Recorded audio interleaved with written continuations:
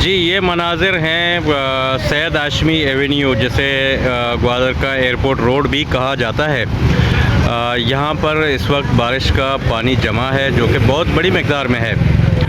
G D A کی جانب سے ان کے مختلف جو ذمہ دار ہیں وہ کہتے ہیں کہ جن علاقوں میں یا جن جگہوں پہ جی ڈی اے نے کام کیا ہے وہاں پہ بارش کا پانی جمع نہیں ہو رہا، بلکہ وہ ڈرینیج کے ذریعے سے نکل رہا ہے۔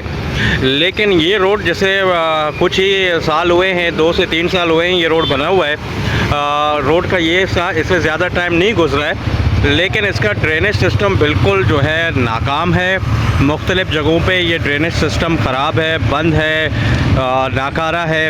وہاں پر مختلف جگہوں پہ اس روڈ کے پانی بالکل 1 فٹ سے کم یا 1 فٹ تک پانی جمع ہوا ہے۔